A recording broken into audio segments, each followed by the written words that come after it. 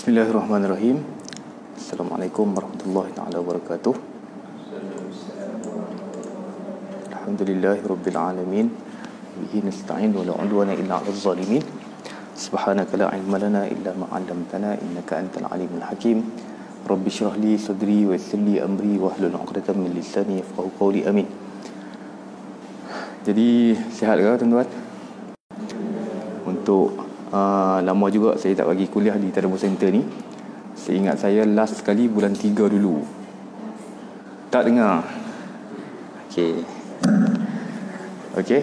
Jadi bulan Ramadan ni kita dapat dipertemukan oleh Allah Subhanahu Wa Taala untuk tadabbur ayat yang seterusnya. Kalau tuan-tuan tengok video-video yang dulu, saya pernah bagi berkenaan dengan Israiliyat dalam Al-Quran. Juga pernah bagi tentang kisah Nabi Musa AS.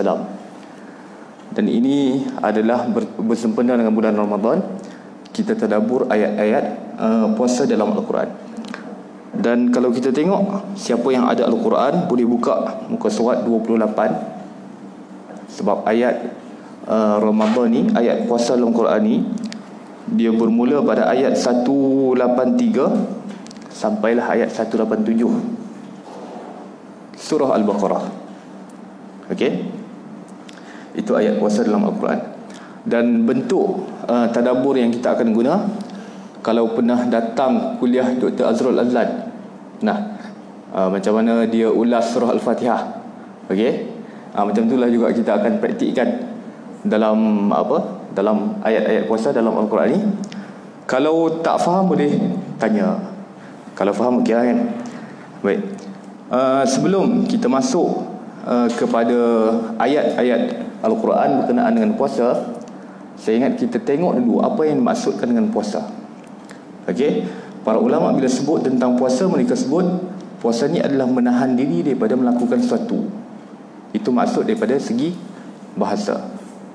Jadi semua perkara yang berkaitan dengan menahan diri, sama ada kita menahan diri kita daripada pergi shopping contohnya kan, ataupun menahan diri kita daripada tidur, ataupun menahan diri kita daripada bercakap benda yang tak elok, semua itu secara bahasanya termasuk dalam takrif puasa.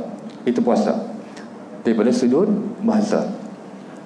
Kemudian daripada sudut istilah, puasa adalah menahan diri daripada melakukan sesuatu perkara yang boleh membatalkan puasa, sama ada makan, minum dan selainnya, bermula daripada terbit fajar bulan Ramadan. Bermula daripada terbit fajar bulan Ramadan sehingga terbenam matahari. Itu puasa yang kita praktikkan pada zaman sekarang lah, pada bulan sekarang ni, iaitu kita tahan diri daripada melakukan semua perkara yang membatalkan puasa, sama ada makan dan minum, itu makruf lah, ataupun berjima' dengan isteri dan juga selainnya, bermula daripada terbit fajar bulan Ramadan sehinggalah terbenam matahari. Dan tuan-tuan, sebelum kita seronok sambut bulan Ramadan ni, kita juga kena tahu yang sahabat-sahabat kita, saudara-saudara kita di Palestin kena serang, tak?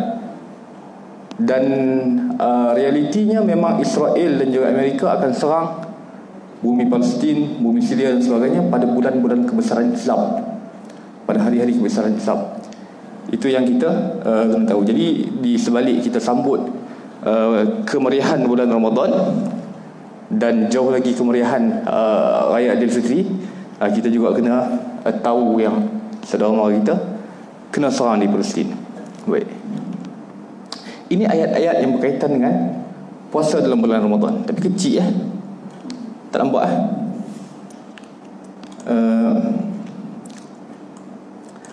ayat yang pertama,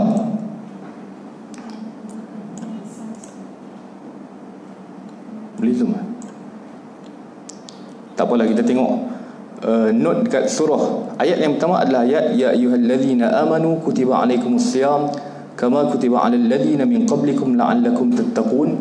Surah Baqarah ayat 183. Ayat yang kedua, uhilla lakum lailatas siyam ar-rafasu ila nisaikum, Al-Baqarah 187. Summa atimmus siyama ila al-lail, juga Al-Baqarah 187. Yang keempat adalah faman kana minkum maridan aw bihi adha bihi min ra'sihi fa fidyatun min siyam. Al-Baqarah 196. Kemudian faman lam yajid fa siyamu salasati ayyamin fil hajji wa sab'atin idza raja'tum tilka 'asharatun kamilah. Al-Baqarah 196 juga. Kemudian faman lam yajid fa siyamu syahrayn mutatabi'ain taubatan min Allah. An-Nisa 92. Kemudian faman lam yajid fa siyamu salasati ayyamin dzalika kaffaratu aymanikum idza halaftum. Surah Al-Maidah ayat 89. Yang seterusnya, ya ayyuhalladzina amanu la taqtulus sayda wa antum hurum wa man qatalahu minkum muta'ammidan fajaza'un mislu ma qatala minan ni'am yahkumu bihi dzawa 'adlin minkum hadiyan balighal ladzina amanu kutiba 'alaikumus shiyam. Nih.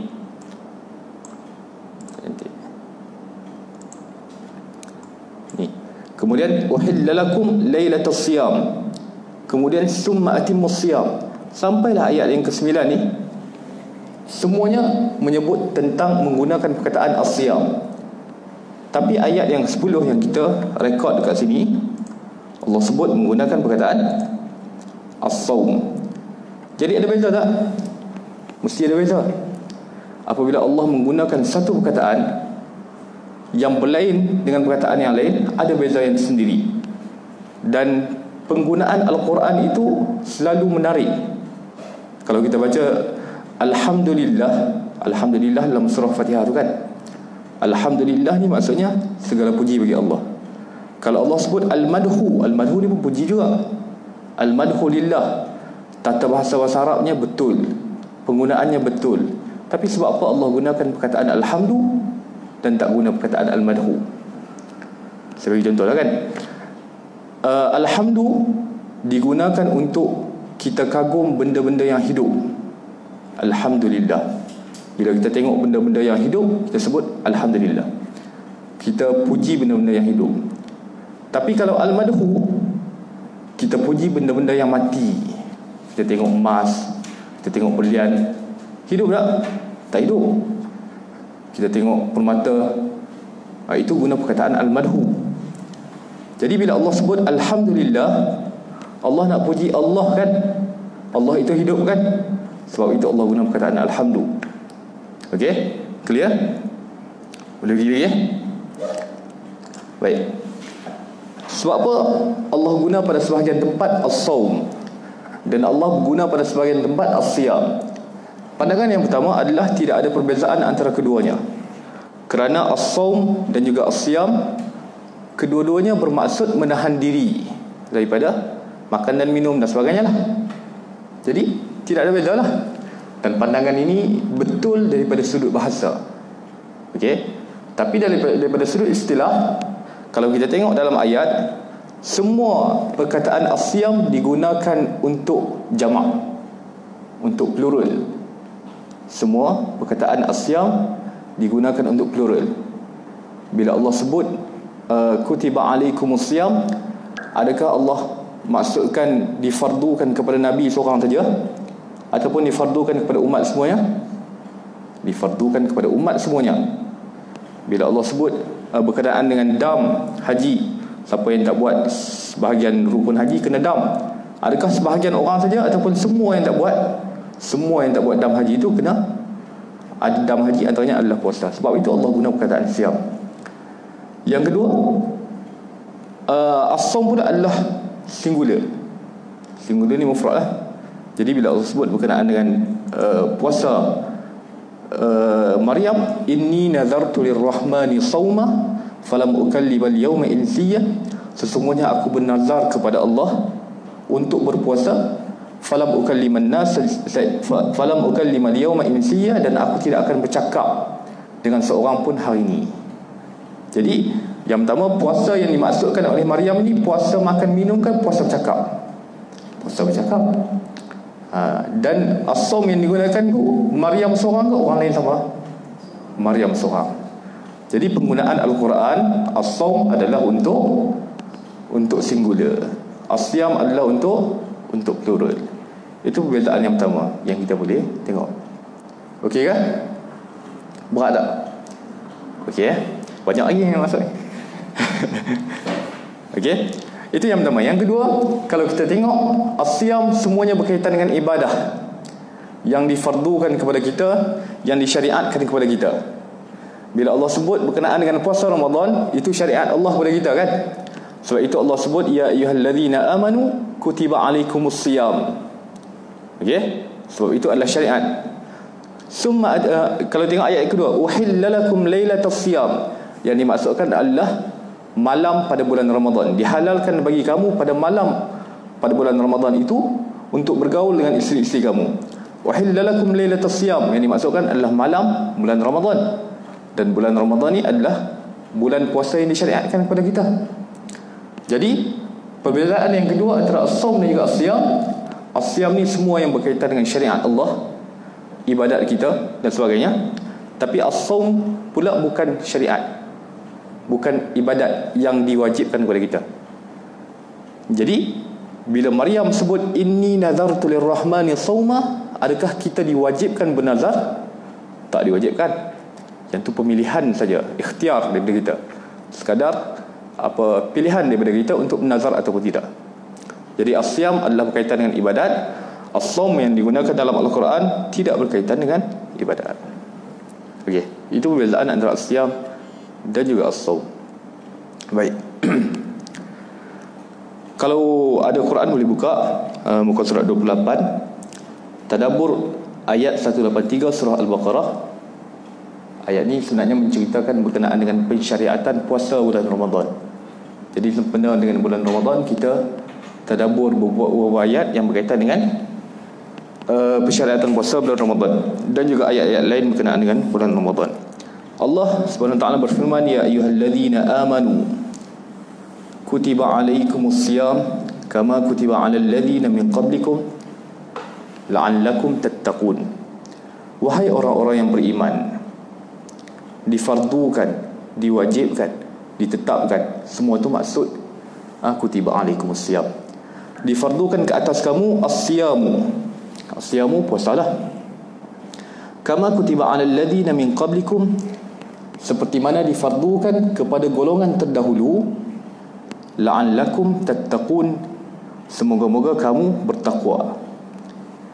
Jadi kalau kita tengok sekali imbas berkenaan dengan ayat ni, dia ada berapa unsur. Yang pertama, ayat ni menceritakan berkenaan dengan kefarduan puasa kan. Yang kedua, ayat ni menceritakan bahawa puasa ni bukan umat Muhammad saja, umat terdahulu pun kena juga. Yang ketiga, menceritakan berkenaan matlamat puasa. Matlamat puasa. Apa matlamat puasa? Ayat belakang sekali, la'allakum tattaqun. Jadi tiga unsur utama yang kita tengok secara zahir daripada ayat ni: kefarduan puasa. Yang kedua, puasa ni juga disyariatkan kepada umat yang dahulu. Yang ketiga, la'allakum tattaqun, semoga-moga kita bertakwa. Itu matlamat di sebalik kefarduan puasa. Yang baru sampai, kita baru masuk ayat pertama. Jangan risau. Tak banyak yang kena tinggal. Baik. Kalimah ya ayyuha, sebab apa Allah gunakan perkataan ya ayyuhallazina amanu kan? Kalau Allah sebut kutiba alaikumus-siyam, terus direct, boleh ataupun tak boleh? Secara tata bahasa Arabnya boleh. Tapi Allah sebut ya ayyuhallazina amanu, sebab apa? Disebut ya ayyuhan ni maksudnya seruan, wahai. Okay. Para ulama berijtihad dalam mentafsirkan ayat ni. Kata mereka, perkataan ya ayyuha ni digunakan untuk menggambarkan sesuatu yang selepasnya itu adalah suatu benda yang besar, suatu benda yang agung, suatu benda yang berat. Sebab itu digunakan perkataan ya ayyuha. Kalau kita tengok cerita dulu-dulu kan, cerita Piramli kan, sebelum raja nak berucap, dia punya staff tu ketuk gong, ketuk untuk apa? Untuk maklumkan dekat orang lain ni bahawa raja nak berucap, itu benda yang besar. Itu dulu kan. Kalau sekarang Tun M Tuan Mahathir nak buat press conference, semua channel buat secara langsung kan. Untuk apa? Untuk mengkhabarkan bahawa isu yang nak dibahaskan adalah isu yang besar. Tapi dalam Al-Quran, apabila Allah nak menggunakan, nak mengkhabarkan suatu benda yang agung, Allah guna metod ya ayyuhallazina amanu, seruan, wahai orang-orang yang beriman, fokus, teliti, dengar elok-elok. Itu maksudnya. Jadi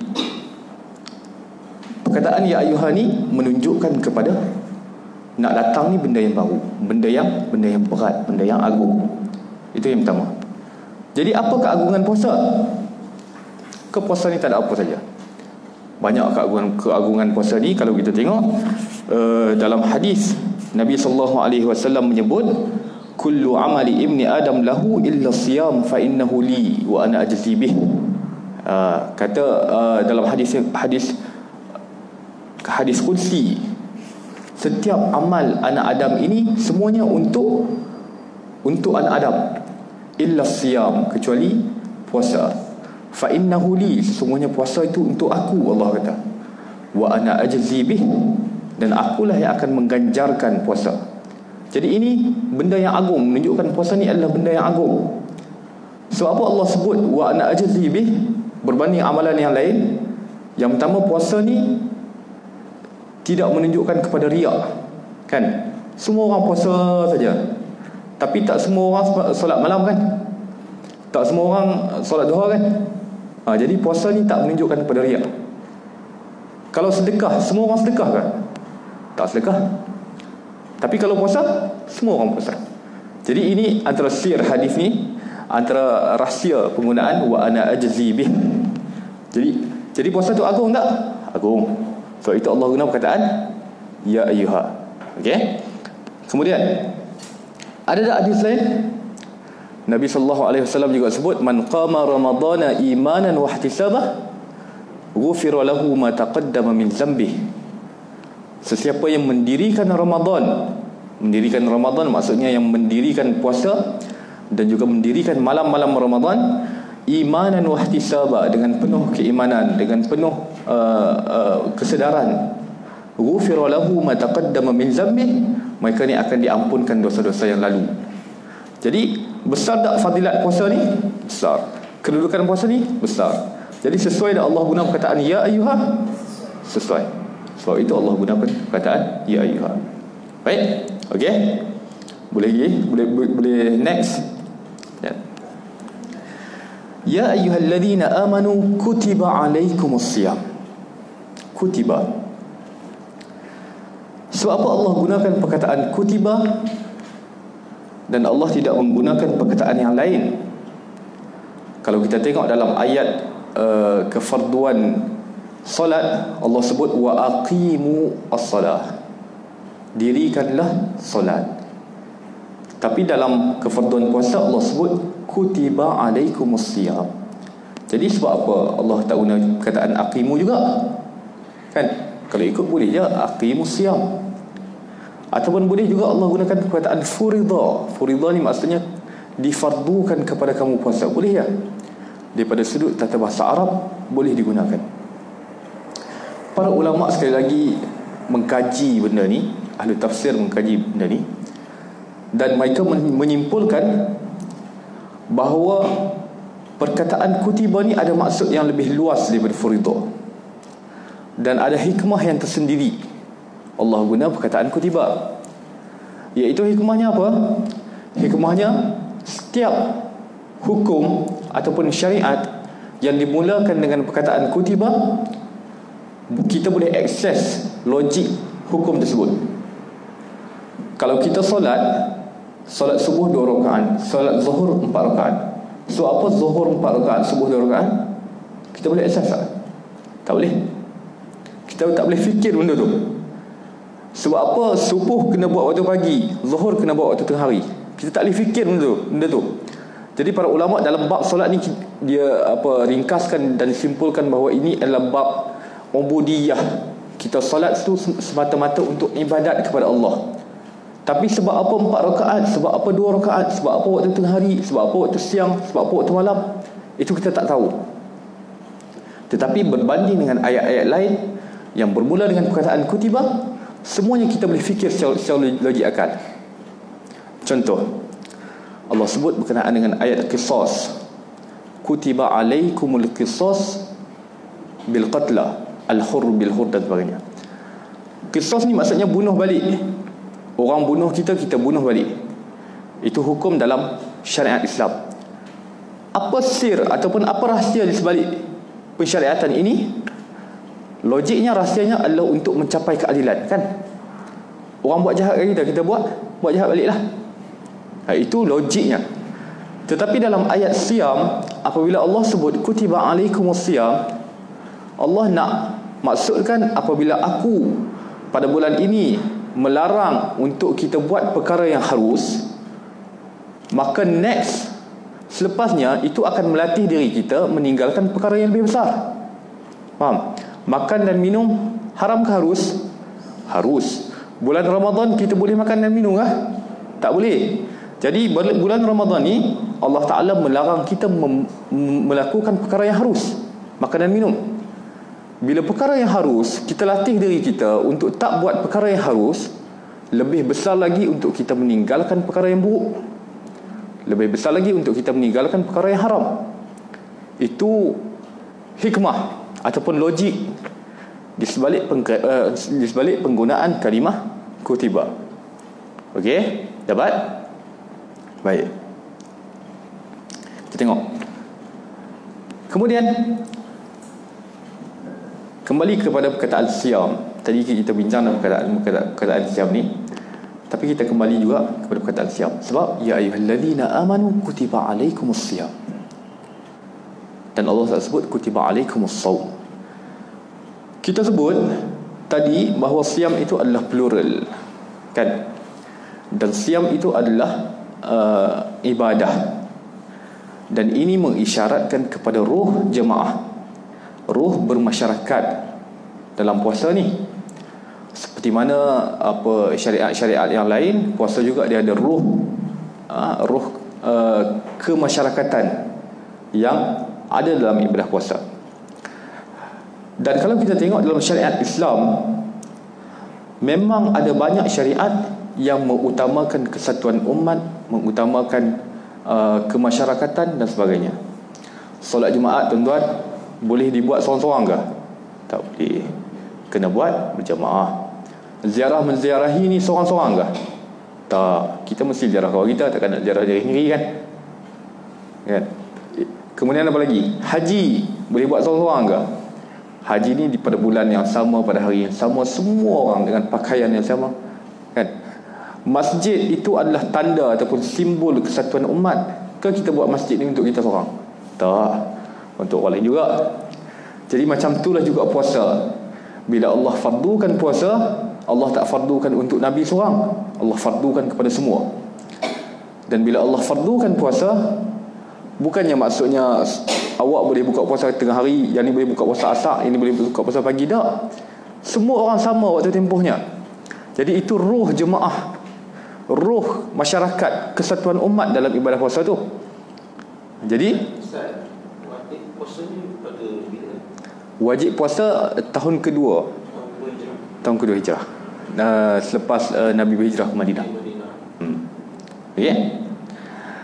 Jadi kalau kita tengok, puasa itu adalah pesta ibadah keseluruhan umat Islam, semua sekali. Bukan maksudnya bila puasa bulan Ramadan kat Malaysia, kat Indonesia tak puasa lagi, bukan macam tu. Jadi semua umat Islam seluruh dunia bersatu mengamalkan ketaatan, melakukan ketaatan kepada Allah pada ibadah puasa. Sebab itu digunakan perkataan as-siyam. Itu yang pertama.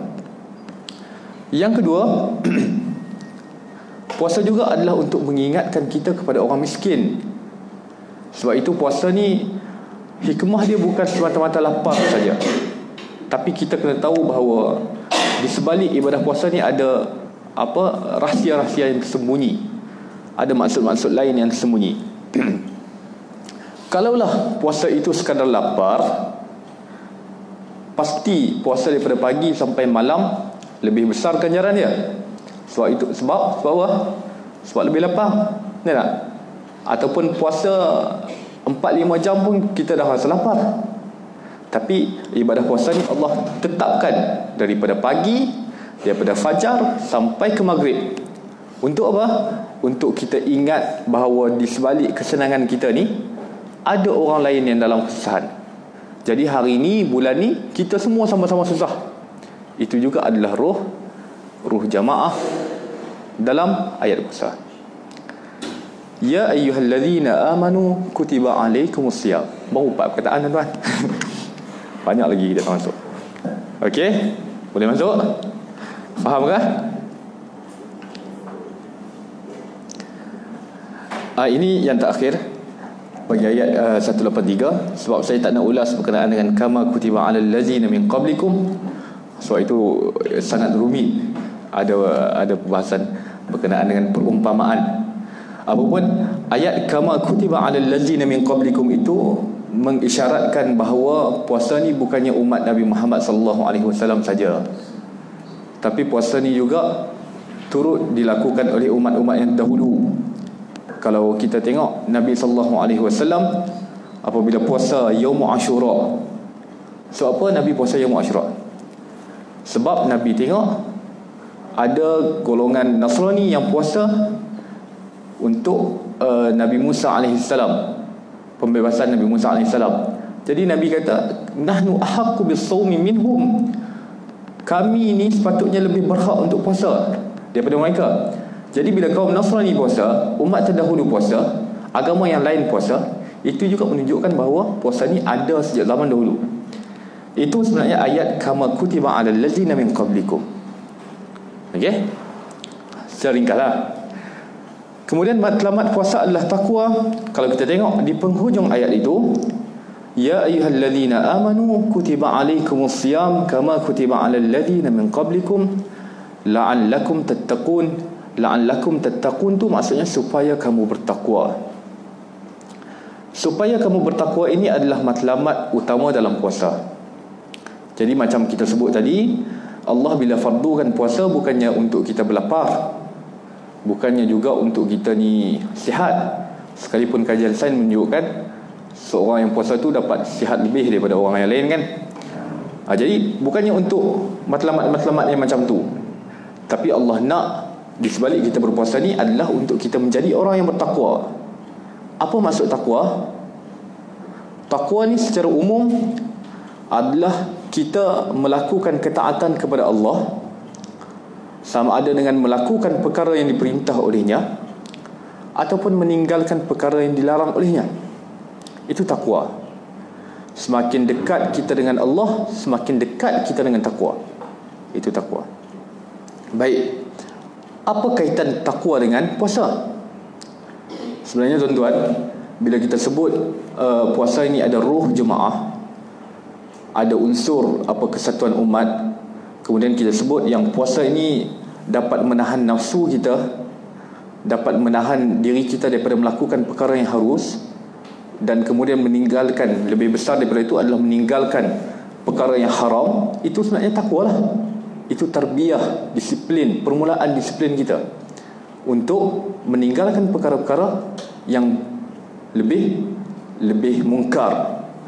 Jadi kalau makan minum yang kita sebut tadi, makan minum yang harus, kemudian dilarang oleh Allah pada bulan puasa, menunjukkan bahawa perkara yang lebih besar, bila kita dapat tahan benda yang harus ni di bulan Ramadan, menunjukkan perkara yang lebih besar kita dapat lalui dengan mudah. Kita dah senang dah tengok perkara-perkara yang mungkar ni tolak tepi terus. Tengok awak tak layan, tengok apa lagi, macam-macam. Nak mencuri pun tak mau, sebab kita tahu perkara yang harus pun aku boleh tahan, apatah lagi perkara-perkara yang besar. Itu sebenarnya mendisiplinkan diri kita untuk bertakwa. Bila kita dekat kepada Allah, kita melakukan perintahnya, kita menjauhi larangannya, itu dekat kepada takwa. Sebab itu matlamat puasa ni bukan semata-mata lapar dan dahaga, tapi untuk melatih kita mencapai takwa Allah Subhanahu wa taala. Baik. Ayat seterusnya 184. Boleh faham ke 183 tadi? Okey, clear? Sempat ke tak ni? Kalau tak sempat, kita berhenti setakat yang sempat lah. ayyaman ma'dudat faman kana minkum maridan aw ala safarin fa'iddatun min ayyamin ukhra wa 'alal ladzina yutiqunahu fidyatun ta'amu miskin faman tatawwa'a fahuwa khairul lah wa an tasumu khairul lakum in kuntum ta'lamun.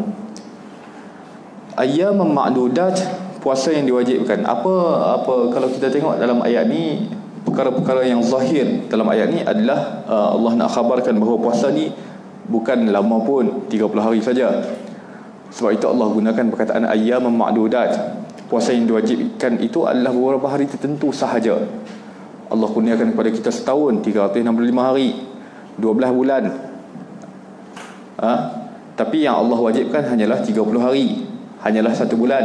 Jadi puasanya sebenarnya tidak lama. Itu yang pertama. Faman kana minkum maridan aw ala safarin. Ini seterusnya Allah nak khabarkan berkenaan dengan orang sakit dan juga orang yang bermusafir. Faman kana minkum maridan aw ala safarin, siapa yang sakit, siapa yang musafir, siapa yang berada dalam kesulitan, Allah kata apa? Fa'iddatun min ayyamin ukhra, boleh ganti puasa dia. Jadi syariat ni sekalipun bateri sekalipun syariat ni sekalipun kelihatan berat, tetapi sebenarnya Allah ringankan syariat ni kepada orang-orang yang tertentu, orang-orang yang tak boleh menunaikan puasa. Wa 'alal ladzina yutiqunahu fidyatun ta'amu miskin. Kemudian Allah ringankan lagi, sesiapa yang tak boleh ganti puasa boleh choice yang kedua, iaitu bayar fidyah. Faman tatawwa'a fahuwa khairul lah, siapa yang bagi lebih fidyah dia, itu adalah satu kebaikan.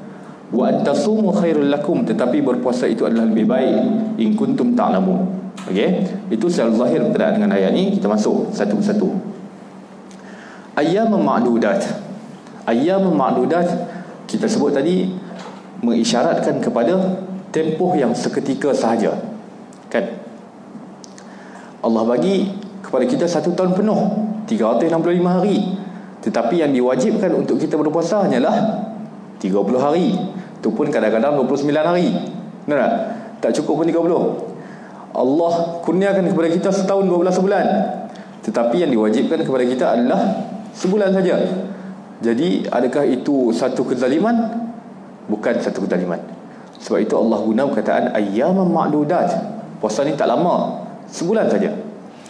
Kemudian itu juga mengisyaratkan kepada Allah ni, kepada belas kasihan Allah kepada umat. Cuba bayangkan tuan-tuan, kalau puasa ni diwajibkan setahun penuh, letih kita. Ataupun setengah tahun, bulan 1 sampai bulan 6 kita kena puasa, teruk kita. Jadi perkataan ayyaman ma'dudat dan juga pensyariatan puasa ni menunjukkan bahawa Allah SWT ni sayang kepada hamba-hamba dia, belas kasihan Allah kepada hamba-hamba dia, rahmat Allah kepada hamba-hamba dia. Bahkan sesiapa yang berpuasa setiap hari dilarang pula. Ada seorang sahabat Nabi yang dia nak puasa setiap hari, dia nak salat malam setiap hari, tapi Nabi sebut apa? Sesungguhnya akulah yang paling bertakwa kepada Allah, tetapi ada hari aku puasa, ada hari aku tak puasa. Ada hari aku salat, ada hari aku tak salat. Ada hari aku bersama isteri aku, ada hari aku tak bersama isteri aku. Jadi puasa yang setiap hari itu dilarang oleh Allah SWT, dilarang oleh syariat Islam. Ini semua menunjukkan kepada rahmat dan juga belas kasihan Allah Subhanahu Wa Taala.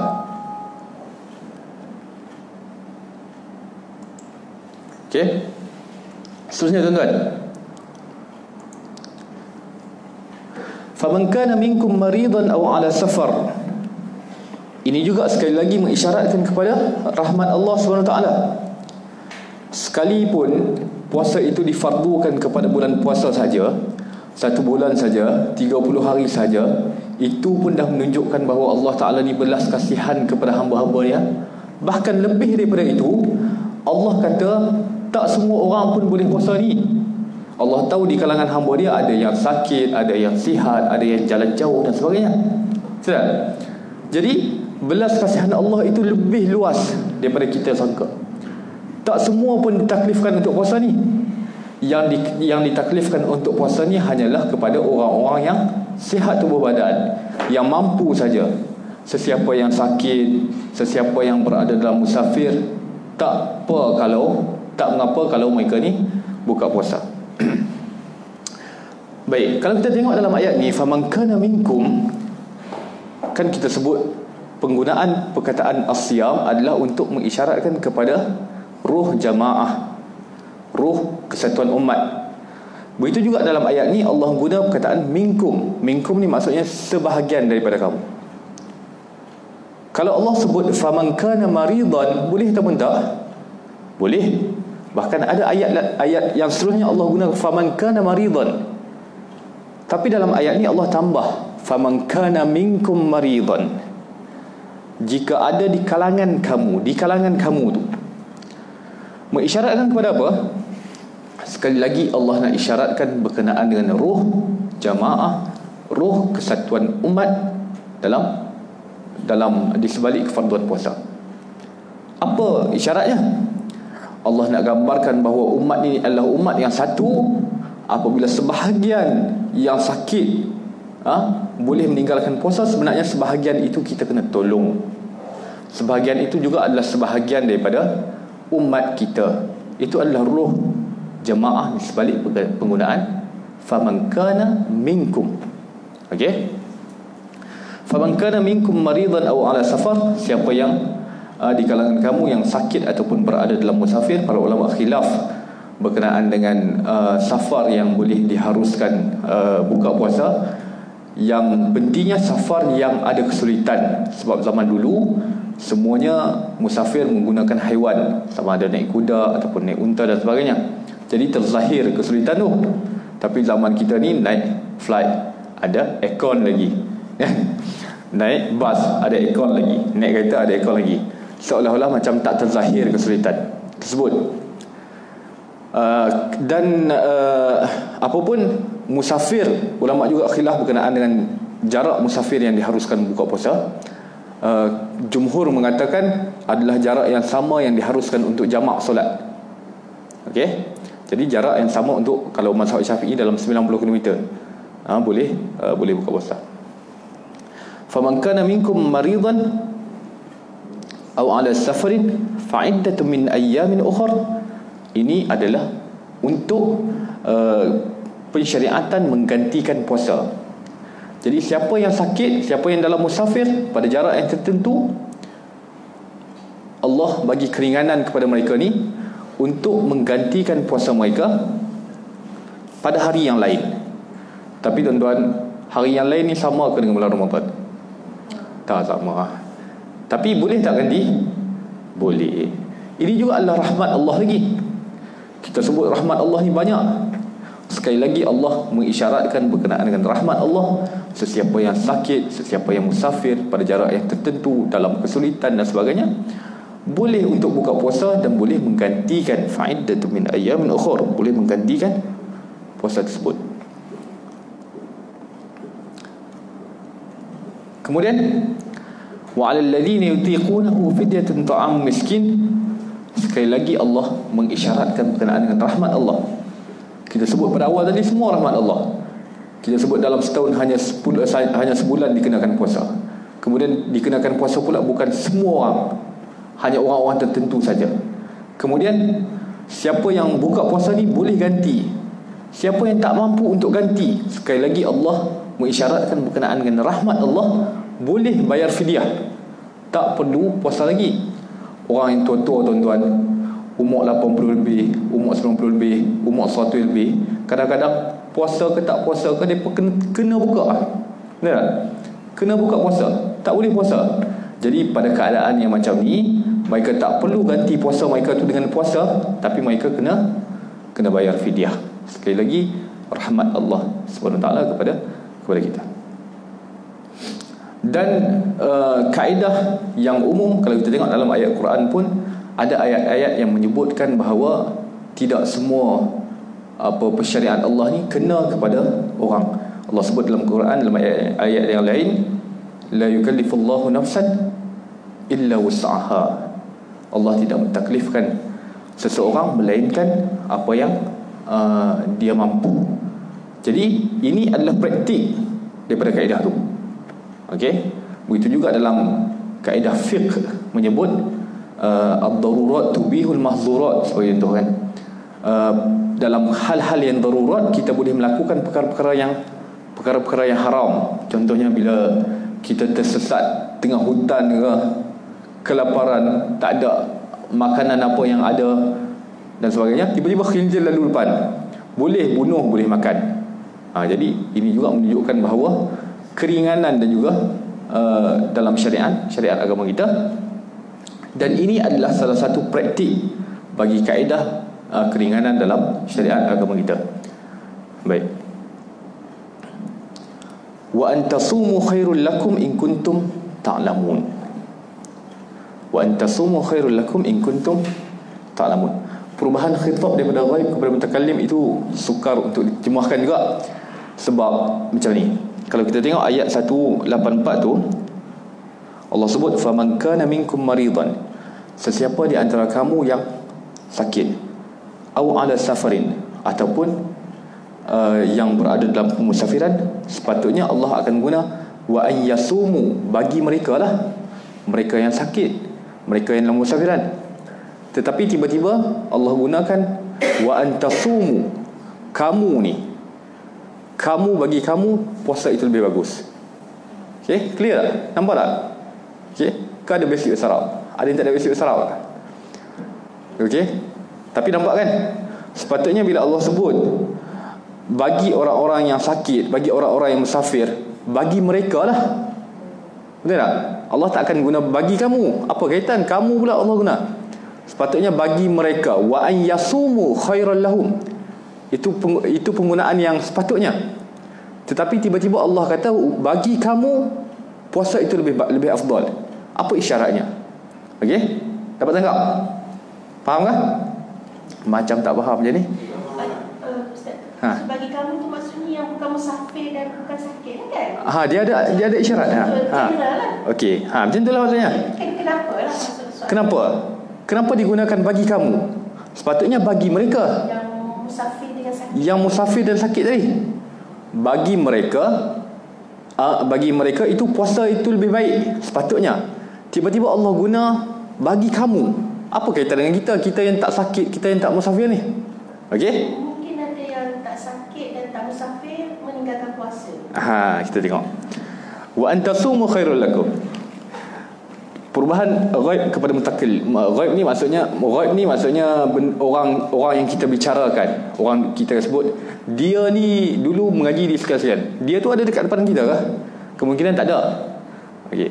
Kawan saya dulu mengaji di UIA contoh. Kawan saya tu ada? Tak ada. Itu ghaib maksudnya. Orang yang tak ada. Mutakallim ni orang yang ada dekat depan kita ni. Awak ni puasa ke tak hari ni? Contoh ni. Kamu ni tarawih semalam 20 ke 8. Itu mutakallim. Kita bercakap dengan orang depan-depan. Macam tu juga dengan ayat ni. Allah menceritakan berkenaan dengan mereka. Mereka yang sakit, mereka yang musafir, orang yang ghaib. Tiba-tiba Allah guna perkataan wa antasumu, kamu duduk depan-depan ni. Jadi apa rasa dia? Okey, boleh dapat? Dapat Wa antasumu khairul lakum in kuntum ta'lamun. Sebahagian ulama tafsir saya tengok saya pun sebenarnya terkeliru juga dalam ayat ni. Sebab apa Allah guna? Lama juga saya fikir. Saya jumpa dalam Multaqa Ahli Tafsir. Multaqa Ahli Tafsir ni satu laman web yang mengumpulkan pendapat-pendapat ahli tafsir. Saya jumpa satu pandangan yang menarik. Bila Allah sebut wa antasumu khairul lakum, Allah nak isyaratkan kepada orang yang tak sakit tetapi mereka ni dalam kesulitan. Okey? Contoh orang yang musafir pada hari ini. Memang musafir tu boleh buka puasa. Tetapi adakah musafir pada hari ini sulit ataupun susah macam musafir yang dulu? Tak langsung kan? Jadi Allah nak mengisyaratkan sekalipun boleh buka puasa, tetapi orang yang mampu menghadapi kesulitan tersebut dan tidak ada kesan yang sebagainya, maka wa antasumu khairal lakum, berpuasa itu lebih bagus daripada buka puasa. Okey? Dapat faham? Clear? In kuntum ta'lamun, kalau kamu mengetahui, Allah sebut. Kalaulah kamu tahu, pasti kamu tak buka. Ya. So Ustaz, kalau kita musafir dan kita masih menegakkan puasa, ada double reward ke, ada? Tak. Saya faham. Bukan macam tu. Maksudnya kalau nak dibandingkan dengan puasa dengan berbuka puasa, bagi orang yang sihat ni, sekalipun ada rukhsah, ada keringanan untuk buka puasa, tetapi puasa tu lebih bagus. Sebab apa puasa tu lebih bagus? Yang pertama, kita ni di bulan Ramadan. Ingat tak? Kalau kita ganti dengan hari yang lain, sama ke? Tak sama. Bulan yang lain ni boleh jadi kita riak. Awak puasa lah hari ni, bagus betul. Tapi siapa nak kata benda ni kat bulan Ramadan? Semua orang puasa. Orang makan pun lah kita tahu kan. Apa ni tak puasa? Makan. Okey, clear? Jadi sebab itu Allah gunakan perkataan in kuntum ta'lamun. Kalau kamu tahu sebenarnya puasa itu lebih bagus daripada buka. Itu isyaratnya. Okey? Clear? Ayat 184. Ke sebelah lah, setengah jari. Saya rasa banyak ni kalau kamu mengetahui ni puasa rasa. Ya. Sendiri lah kan. Sebab itu namanya tadabbur. Dia rasa nikmat tu lain macam. Betul. Sebab itu tadabbur. Tadabbur ni kita keluarkan semua benda yang berkaitan. Kalaulah kamu tahu puasa ni sangat bagus berbanding kamu buka, kalau kamu mampu lah. Tapi kalau tak mampu, kena buka puasa lah. Itu maksudnya. Sebab itu Allah bagi keringanan. Tetapi kalau nak buka juga boleh ke? Boleh, tak ada masalah. Cuma kena gantilah. Baik. Okey? Boleh masuk ayat seterusnya? Okey? Syahrul Ramadan allazi unzila fihi al-Quran hudan lin-nas wa bayyinatin minal huda wal furqan faman syahida minkum asy-syahra falyasum wa man kana maridan. Kita tengok wa man kana maridan, tadi wa man kana minkum maridan kan. Ini Allah guna wa man kana maridan aw ala safarin fa'iddatun min ayyamin ukhra yuridu Allahu bikumul yusra wa la yuridu bikumul usra walitukmilul iddata walitukabbirullaha ala ma hadakum wala'allakum tashkurun. Kita tengok ayat-ayat sebelum ni. Ayat yang Allah nak sebut berkenaan dengan apa? Berkenaan dengan syukur. Sebab apa? Allah bagi keringanan kepada hamba-hambanya.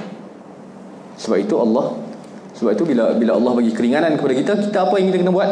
Syukurlah. Okey. Kita tengok pada ayat. Ini boleh jadi nampak, tak nampak kan? Asal kita tengok, kita nampak lah. Syahrul Ramadan allazi unzila fihi al-Quran hudan lin-nas wa bayyinatin minal huda wal furqan. Allah guna perkataan syahrul Ramadan. Poin-poin ayat dalam ayat ni, yang pertama sekali, ayat ni dalam bulan Ramadan diturunkan Al-Quran. Syahrul Ramadan allazi unzila fihi al-Quran. Kemudian Allah juga menceritakan berkenaan dengan sifat Al-Quran, iaitu hudan lin-nas, menjadi petunjuk kepada manusia. Wal furqan ni maksudnya pembeza antara hak dan juga batil. Faman syahida minkum asy-syahra falyasum, maksudnya metod macam mana nak nisbahkan sesuatu bulan dalam Islam. Mestilah kena tengok anak bulan, tak boleh bilang hari. Sekalipun teknologi mendahului zaman kita, tapi kalau dalam kalender tu macam mana? Dalam kalender tu dia kata dah puasa, tiba-tiba tak nampak bulan. Puasa tak? Tak puasa juga. Jadi metod yang utama sekali dalam menentukan masuk bulan dalam Islam ni adalah anak bulan. Kemudian wa man kana maridan aw ala safarin, ini ayat yang macam ayat tadi, tapi tak ada perkataan minkum. Kemudian yuridullahu bikumul yusra wa la yuridu bikumul usra. Allah nak maklumkan kepada kita bahawa Allah sebenarnya nak meringankan kamu dalam ibadah puasa ni, bukan nak memberatkan kamu. Kemudian walitukmilul iddata walitukabbirullah, ini juga adalah matlamat puasa, iaitu walitukabbirullah, membesarkan Allah, ala ma hadakum, membesarkan Allah atas apa yang Allah bagi petunjuk kepada kamu, la'allakum tashkurun, semoga-moga kamu bersyukur. Baik, kita masuk. Syahrul Ramadan allazi unzila fihi al-Quran. Apa dua kali tu? Tu typo. Okey. Kalau kita tengok ayat yang sebelum ni, Allah guna perkataan ayyaman ma'dudat, kan? Ayyaman ma'dudat. Bila Allah sebut ayat sebelum tu, kalau tengok Quran kan, bila Allah sebut ayyam ma'dudat, Allah nak gambarkan bahawa puasa ni tak lama. Tetapi bila Allah sebut syahrul Ramadan allazi unzila fihi al-Quran, Allah tak guna perkataan ayyam lagi. Ayyam ni maksudnya hari-hari. Allah dah guna perkataan bulan. So apa Allah guna perkataan bulan? Antara sir ataupun rahsianya adalah ada kaitan dengan penentuan masuk bulan Islam. Kan? Sebab dalam ayat ni juga Allah menyebut faman syahida minkum syahra falyasum. Kita tengok anak bulan ni untuk penentuan hari ke penentuan bulan?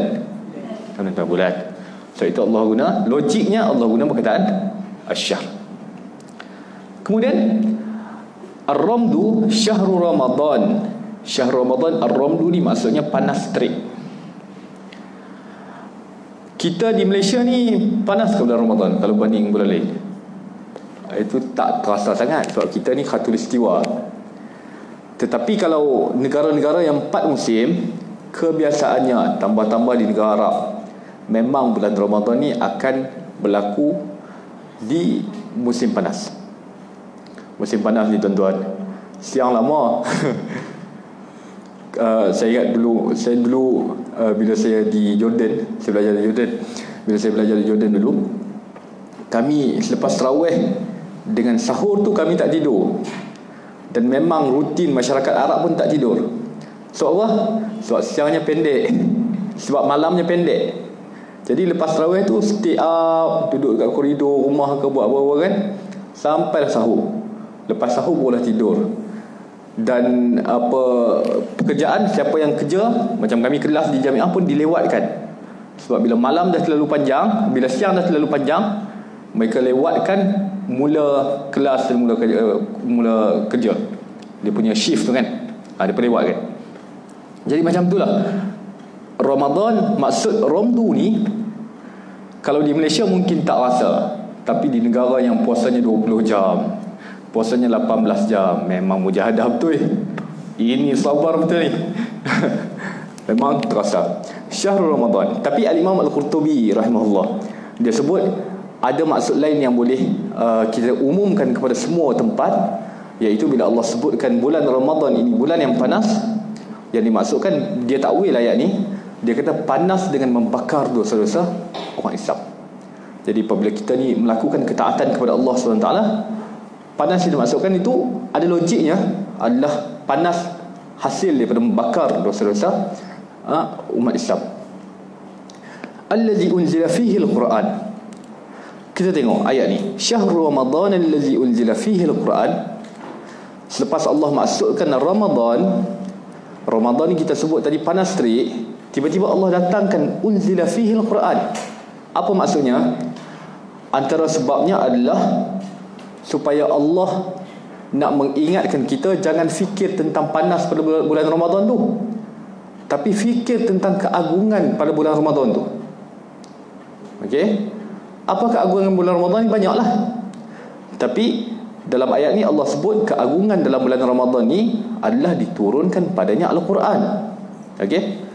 Jadi sesuatu benda yang sulit, tiba-tiba Allah datangkan satu anugerah yang bagus, yang sulit tu dah kita lupakan. Okey? Contoh, pernah pergi tengok bola kat stadium lah.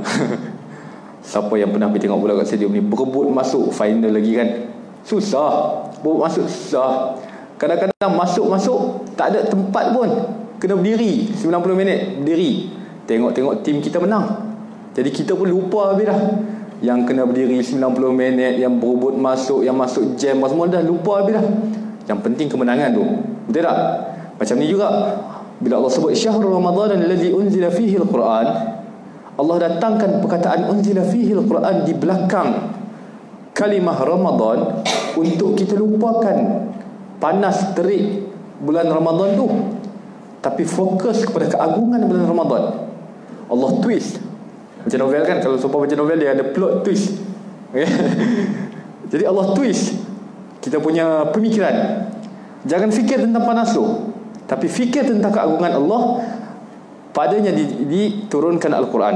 Dan memang Al-Quran ni turun pada bulan Ramadan, seperti yang ada dalam dalil yang banyak.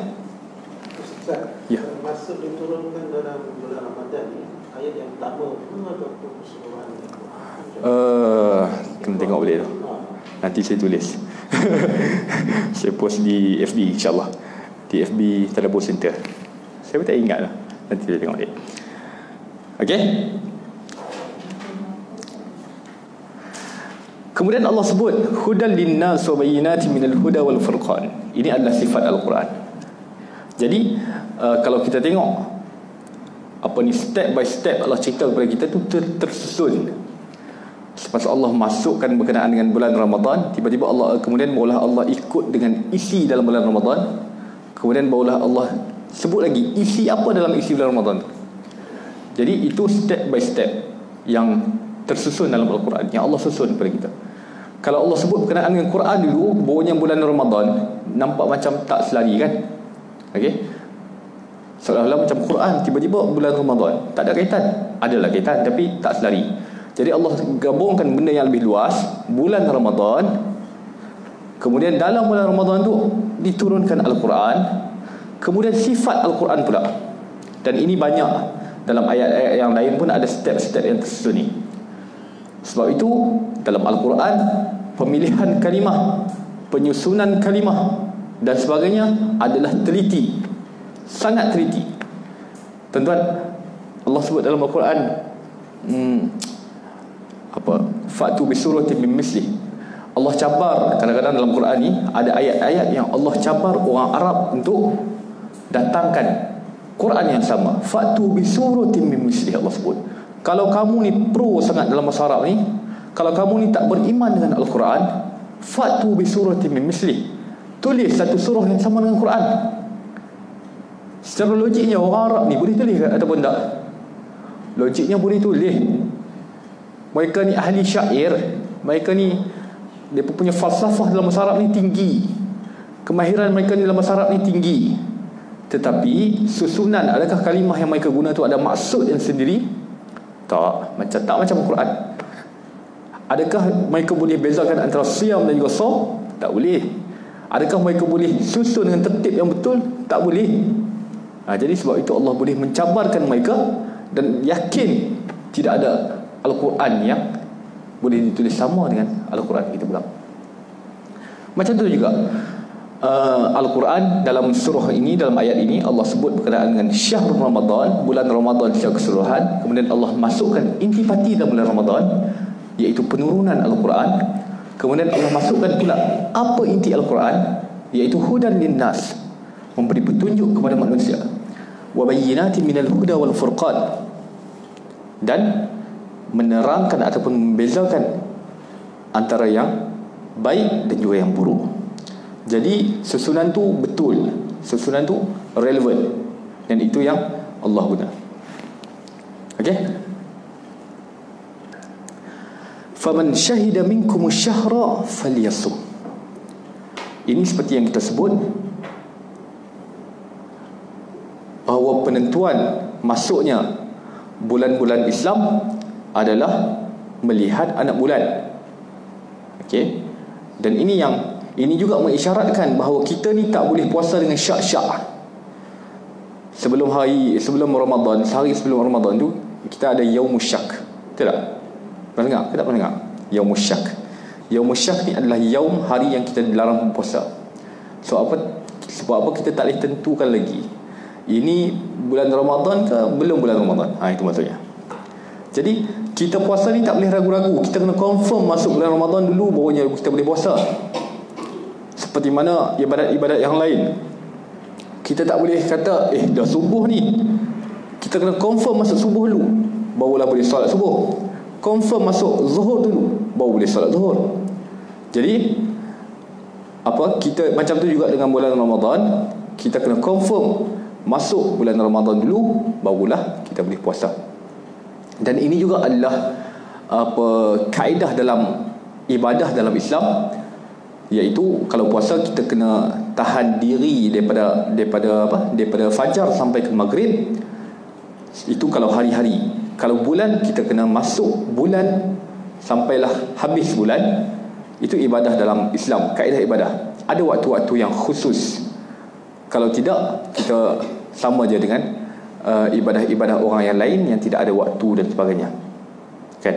Jadi dengan sebab itu, antara perkara utama dalam berpuasa dan melakukan ibadah itu adalah niat. Kita kena niat. Kita kena niat yang puasa kita ni adalah taqarrub kepada Allah SWT, mendekatkan diri kepada Allah SWT, agar puasa kita ni dinilai sebagai ibadah. Okey? Pernah dengar kata-kata hamka, kalau hidup sekadar hidup, babi di hutan juga hidup, kan? Jadi macam tu lah juga kita. Kalau puasa sekadar puasa, agama lain pun puasa juga. Tapi puasa kita ni kena niat ibadah kepada Allah Subhanahu Wa Taala. Baik. Wa man kana maridan aw ala safarin fa iddatun min ayamin ukhra. Ayat ini kita dah ulas secara ringkas pada ayat yang lalu. Pengulangan. Wa man kana maridan aw ala safarin fa iddatun min ayamin ukhra. Tetapi perbezaan ayat ini dengan ayat yang sebelum ni adalah perkataan minkum. Okey? Kalau kita tengok ayat yang sebelumnya, faman kana minkum maridan aw ala safarin. Tapi dalam ayat ni Allah sebut wa man kana maridan aw ala safarin. Maka tidak ada lagi perkataan minkum. Sebab apa? Sebab apa ni? Sebab apa ni yang susah ni, tuan-tuan? Baik. Kita tengok ayat selepas daripada ayat ni untuk dapat jawapan. Yuridullahu bikumul yusra wa la yuridu bikumul usra. Allah nak gambarkan, Allah nak ceritakan pada ayat 185 ni bahawa kepada golongan yang sakit dan juga golongan yang sulit, Allah bagi keringanan kepada mereka. Itu dia punya point, dia punya konteks ayat. Berbanding konteks ayat 184 tadi, Allah nak mengisyaratkan tentang kesatuan umat. Ya tak? Kita baca balik.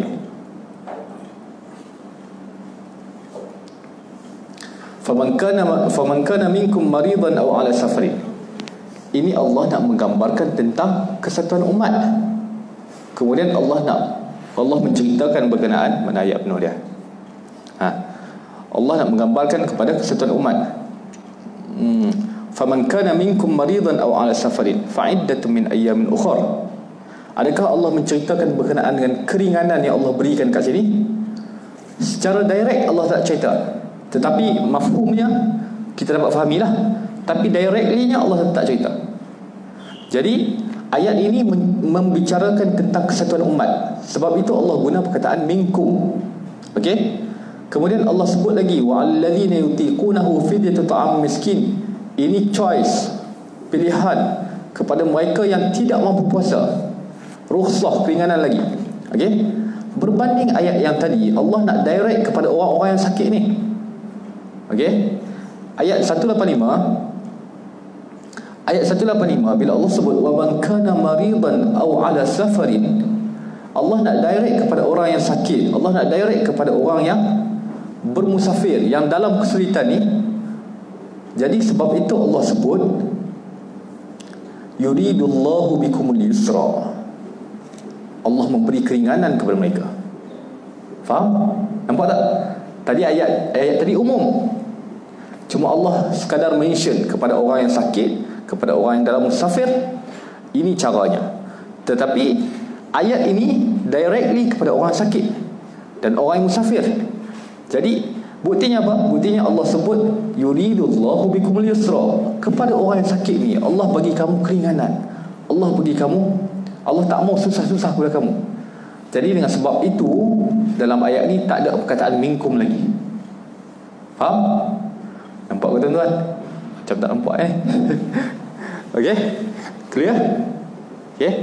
Clear, alhamdulillah. Jadi dalam ayat ni perbezaan ayat 184 dengan ayat 185. Ayat 184 membicarakan berkenaan dengan kesatuan umat. Allah nak katakan dalam kalangan umat kita ni ada golongan yang sakit, ada golongan yang sulit. Dalam ayat ni Allah nak directly kepada orang yang sakit dan orang yang dalam kesulitan tu. Sebab itu tidak ada lagi perkataan minkum. Okey? Dan Allah datangkan perkataan yang seterusnya bila Allah cerita berkenaan dengan orang sakit, Allah cerita berkenaan dengan orang yang dalam kesulitan, Allah sebut yuridullahu bikumul yusra. Allah tak mau berat-beratkan kamu, Allah tak mau sulitkan kamu, tetapi Allah nak bagi keringanan kepada kamu. Allah nak bagi kelonggaran kepada kamu. Okey? Dan ini sebenarnya dalam syariat Islam ni cukup banyak. Bukan sekadar puasa saja. Kita kalau tak boleh solat berdiri, kita boleh solat duduk. Tak boleh duduk, kita boleh baring. Okey? Kalau tak boleh berwuduk dengan air, kita boleh tayamum. Macam tu juga dengan puasa. Tak boleh puasa, ganti. Okey? Clear? Walitukmilul iddata,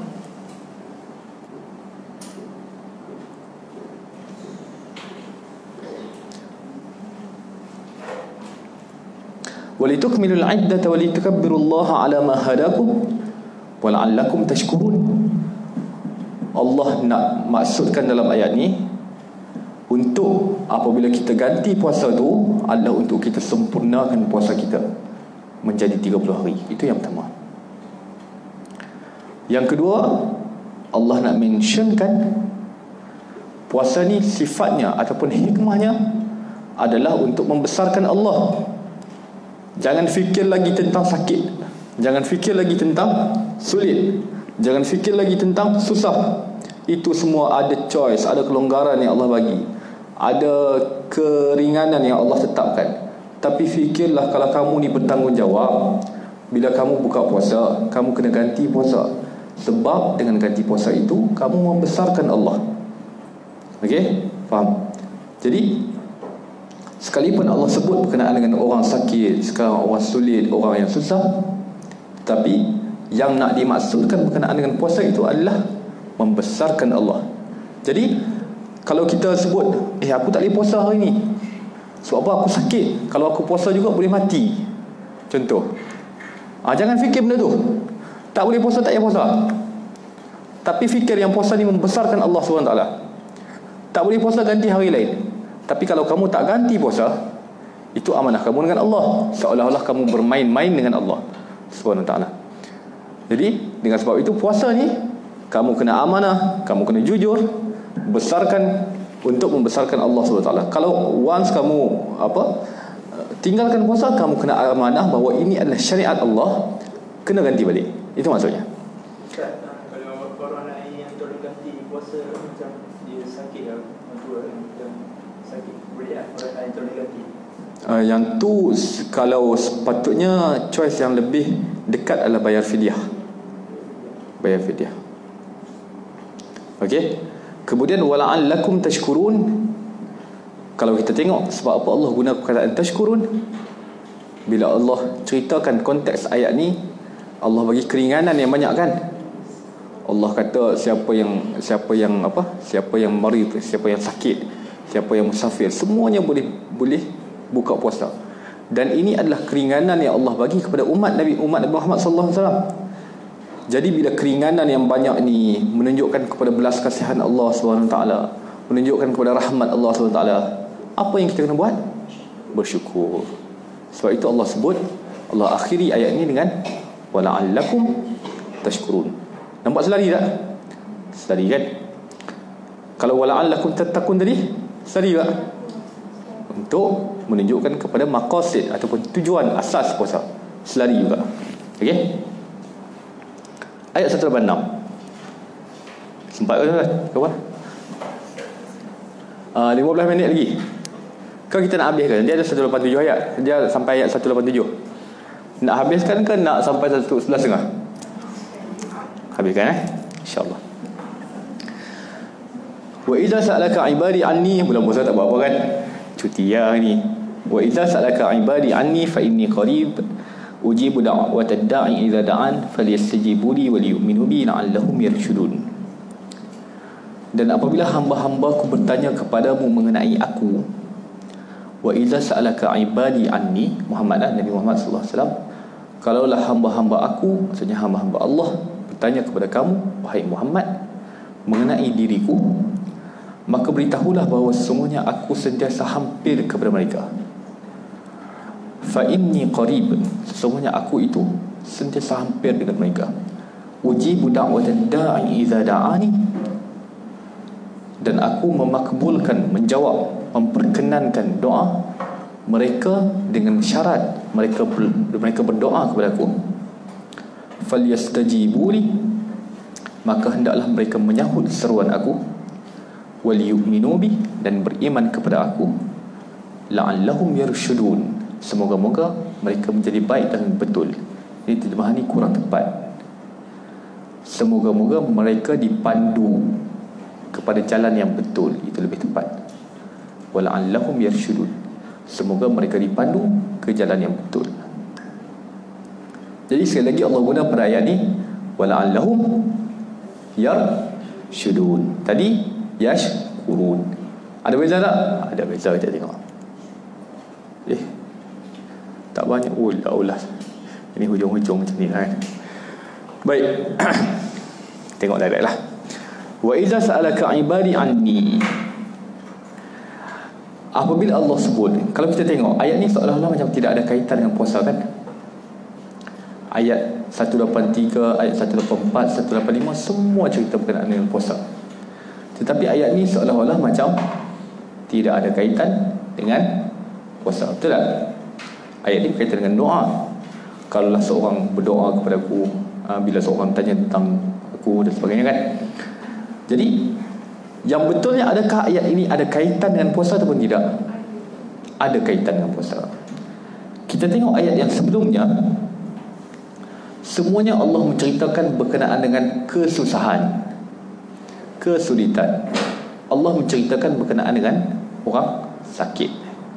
Allah menceritakan berkenaan dengan orang yang sulit dalam musafir, ayat sebelum. Kemudian Allah terangkan lagi untuk mengisyaratkan bahawa apabila kita dalam keadaan kesusahan, apabila kita berada dalam keadaan kesulitan, apa yang kita kena buat? Berdoa kepada Allah SWT.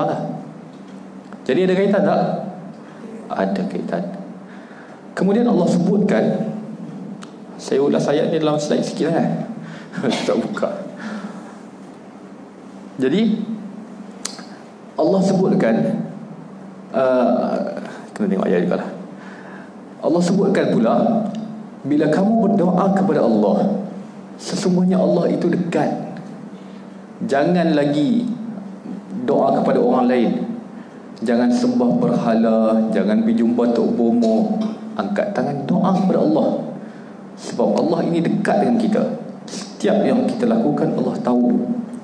Bahkan dalam ayat yang lain Allah sebut apa?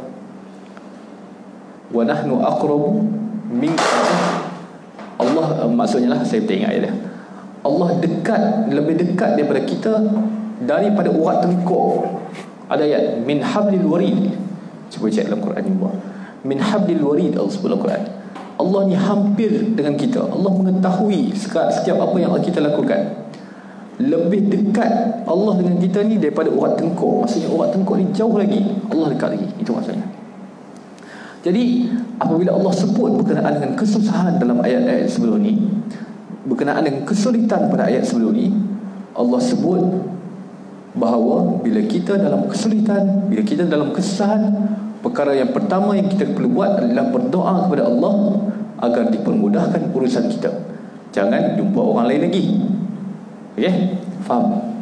Falyastajibu li, sahutlah seruan aku. Sebab doa ni tuan-tuan, sekalipun orang ramai tahu berkenaan dengan fadilat doa, kelebihan doa, tapi tak ramai orang buat doa. Okey? Tak ramai orang angkat tangan kepada Allah SWT. Itu maksudlah orang kat depan. Jadi Allah sebut falyastajibu li, sahutlah seruan aku ni. Berdoa betul-betul, jangan main-main. Wal yu'minu bi, percayalah bahawa aku ni akan perkenan segala doa kamu ni. La'allahum yarshudun. Sebab apa Allah gunakan perkataan la'allahum yarshudun?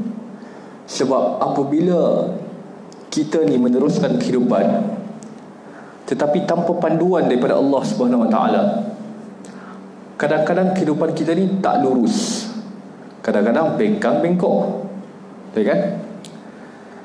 Tapi bila kita berdoa kepada Allah dan Allah makbulkan permintaan kita, bermaksud yang bengkang-bengkok itu telah pun on track, telah pun berada di jalan yang ditakdirkan oleh Allah, dengan jalan yang tepat.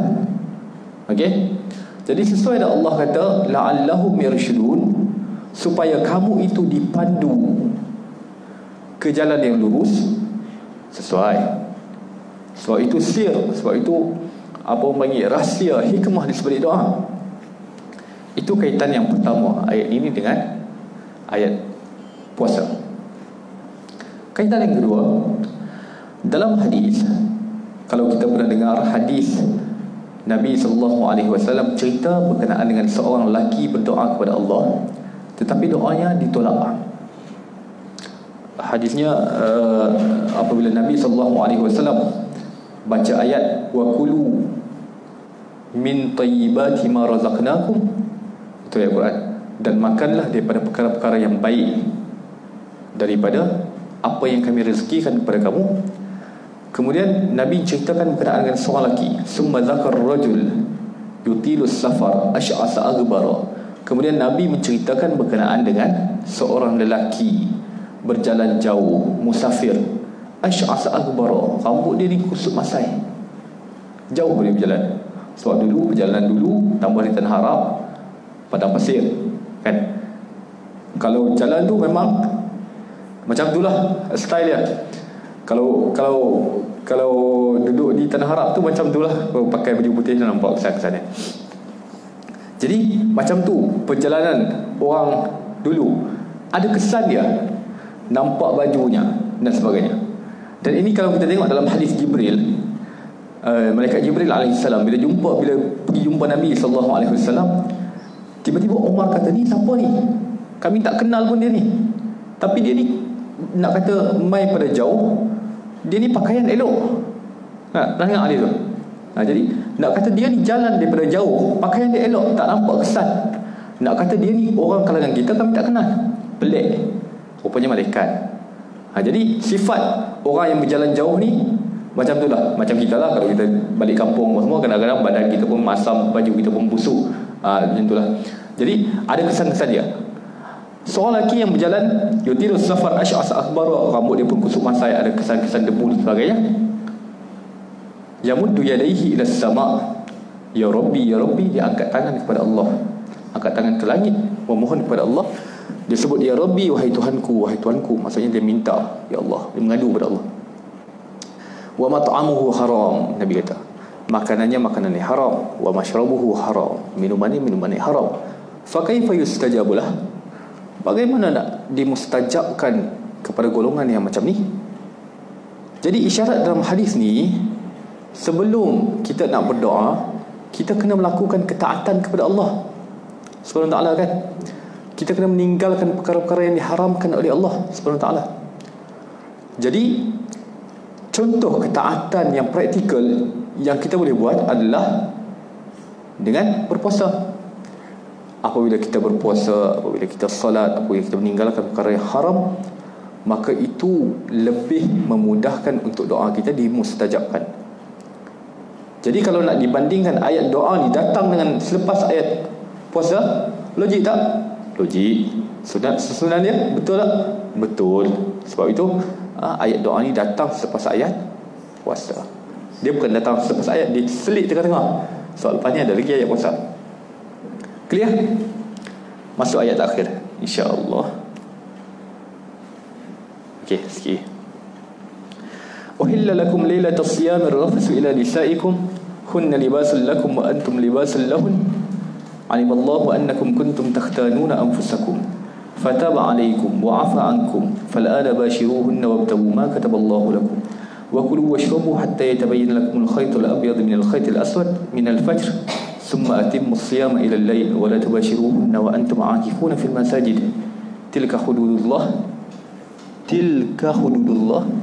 fala taqrabuha kadzalika yubayyinu Allahu lakum ayatihi lin-nasi la'allahum yattaqun. Nampak?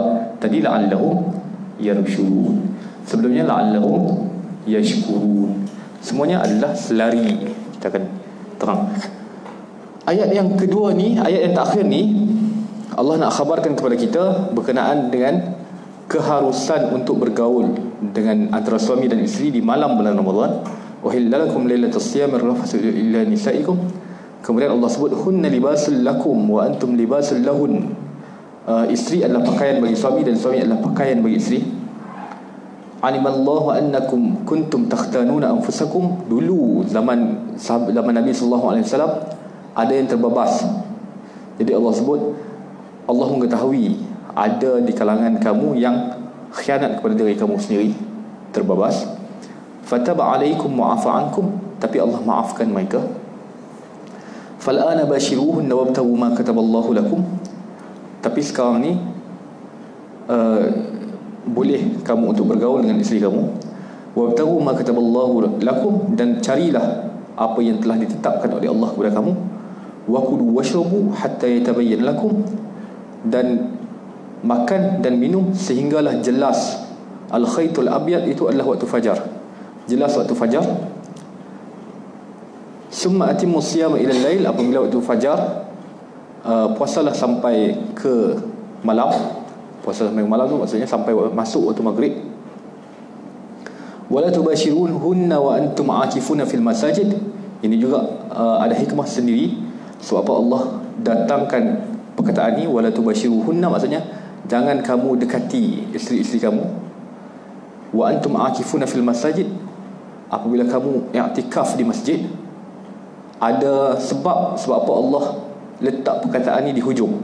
Saya tersebut, tilka hududullah, itulah batas-batas yang Allah tetapkan. Fala taqrabuha, janganlah kamu dekatinya. Kadzalika yubayyinullahu lakum, begitulah Allah menerangkan kepada kamu ayatihi, ayat-ayatnya, linnas, kepada setiap manusia, kepada keseluruhan manusia, la'allahum yattaqun, semoga-moga mereka bertakwa.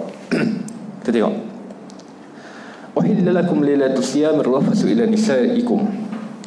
Dulu tuan-tuan, sebelum puasa ni jadi macam kita sekarang ni, para sahabat ridwanullahu alaihim ajma'in, mereka melalui fasa puasa yang lain.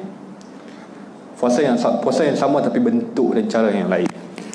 Dulu puasanya adalah apabila masuk waktu isyak, itulah waktu mereka kena puasa, sampailah kepada maghrib yang seterusnya.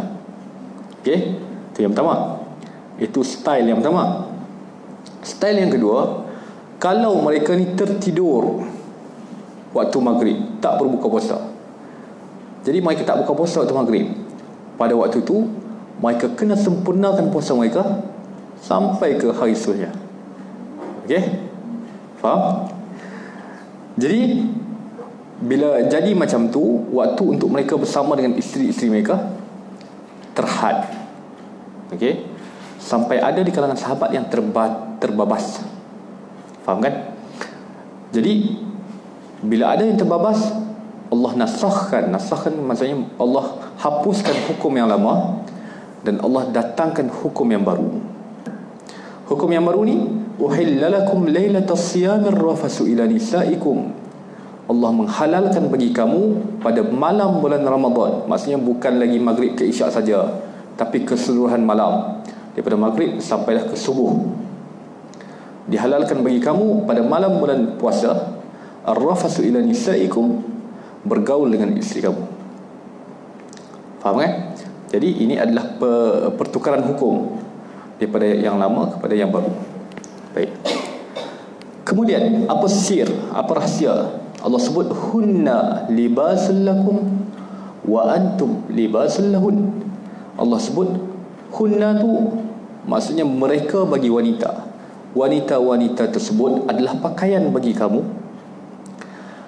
Wa antum libasul lahum, dan kamu yang laki ini adalah pakaian bagi wanita. Apa sifat pakaian ni tuan-tuan? Melindungi, menutup aurat dan sebagainya. Jadi ini juga pemilihan perkataan yang sesuai. Bila Allah sebut, Allah menggunakan perkataan pakaian, Allah nak khabarkan kepada kita yang suami ni janganlah buka aib isteri, tutup elok-elok. Hal rumah tangga tutup. Begitu juga yang isteri, janganlah buka aib suami, tutup elok-elok.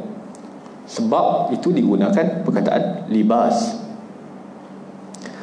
Kemudian wujud kaitan dengan puasa itu okay? Itu juga adalah maksud puasa. Kan kita sebut puasa itu adalah menahan diri daripada melakukan sesuatu kan.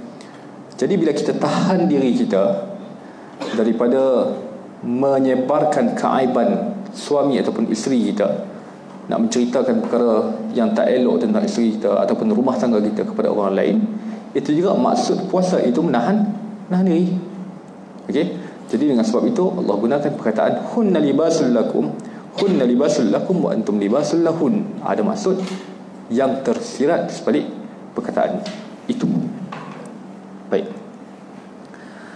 Alimallahu annakum kuntum takhtanuna anfusakum fataba alaikum wa afa ankum. Ini dalam hadis, tapi saya tak ingat sahabat mana yang langgar. Memang ada sahabat yang terbabas pada syariat puasa yang dulu, pada puasa yang style yang lama. Allah sebut, Allah tahu yang kamu ni terbabas, dan Allah tahu itu adalah fitrah manusia.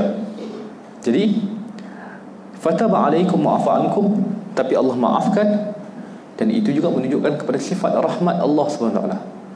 Daripada awal lagi kita sebut berkenaan dengan rahmat Allah SWT, sampailah kepada ayat ni pun kita sebut berkenaan dengan rahmat Allah SWT. Macam mana rahmat Allah? Allah tukar hukum terus. Yang kedua, Allah memaafkan si pelaku tadi. Okey? Itu semua adalah rahmat Allah SWT. Fal'ana bashiruhunna. Bashiruhunna tu ada alif sepatutnya, silap. Fal'ana bashiruhunna wabtahu ma kataballahu lakum. Sekarang bashiruhunna, boleh dah pada waktu malam kamu nak bergaul dengan isteri kamu pun boleh dah. Hukum yang lama tu dah dibuang, dah terhapus. Ini hukum baru. Fal'ana bashiruhunna, boleh dah kamu nak bergaul dengan isteri kamu, tetapi ingat, wabtahu ma kataballahu lakum. Jangan sampai leka, jangan sampai tinggalkan ketaatan yang lain. Malam bulan Ramadan ni tuan-tuan, kita boleh baca Quran, kita boleh solat tarawih, kita boleh solat malam, kita boleh lakukan macam-macam. Jadi apabila Allah mengharuskan pergaulan dengan isteri, Allah juga menggesa kita, menggalakkan kita supaya jangan leka, tetapi buat juga perkara-perkara yang lain. Sebab itu Allah sebut wabtahu ma kataballahu lakum. Wabtahu ni maksudnya ibtira. Ibtira ni maksudnya gesaan, galakan. Buat juga perkara-perkara yang lain. Buat juga solat malam. Buat juga apa lagi? Buat juga tarawih. Jangan penting. Macam itulah. Jadi sebab itu adalah bulan Ramadan, bulan yang berkat. Kemudian faham laju sikit lah, masalah habis. Wa kulu washrabu, lakum tu bukan wa kulu washrabu hatta yatabayyana lakumul khaytul abyad minal khaytil aswad minal fajr thumma atimmu siyama ila al-lail. Ini semua adalah penghapusan hukum lama kepada hukum yang baru. Kalau dulu hukumnya adalah berpuasa, buka puasa, tempoh buka puasa itu adalah daripada maghrib sampai ke isyak, macam yang kita sebut tadi. Tetapi hukum yang baru ini adalah Allah kata wa kulu washrabu, makanlah dan minumlah sehingga yatabayyana lakumul khaytul abyad minal khaytil aswad, sehinggalah jelas waktu fajar dan habis waktu malam. Itu hukum yang baru berbanding hukum yang lama. Summa atimmus siyama ilal lail, apabila tiba waktu fajar, sempurnakanlah puasa sehinggalah terbenam matahari, sehinggalah timbul malam pula. Okay? Jadi ini hukum baru berbanding hukum yang lama yang kita sebutkan tadi. Ya. Berapa lama yang berjalan hukum lama? Itu zaman Rasulullah juga tak? Zaman Rasulullah SAW. Saya pun tak tahu apa lama jalan. Saya tulis saja. Benda-benda tak tahu ni kita mengaku tak tahu kan. So hukum lama tu daripada maghrib ke isyak. Siang tak puasa? Siang puasa lah. Buat maghrib ke isyak tu waktu berbuka. So isyak, lepas isyak tu sampai lepas isyak sampai maghrib esoknya adalah waktu berpuasa. Tapi Rasulullah masih ada berpuasa macam tu, dan sifat khusus yang Rasulullah. Ya ke? Wallahu a'lam. Boleh jadi juga, saya kena check benda tu. Macam tu tuan, dia benda kadang-kadang kita study, kadang-kadang kita tak study, tak boleh jawab. Al-Imam Malik ni orang yang alim, imam mazhab 4. Seorang lelaki daripada Yaman datang bawa soalan-soalan orang Yaman ni, pergi kepada Imam Malik tu tanya. Imam Malik kata, qul li ahli Yaman anna Malikan la yadri. Sebut kepada orang Yaman bahawa Imam Malik tak tahu satu pun soalan dia. Saya pun tak tahu soalan tu. Betul-betul juga. Dan itu perkara biasa. Kalau saya tahu nanti, saya akan tulis di page, insyaAllah. Wala tubashiruhunna wa antum aakifuna fil masajid.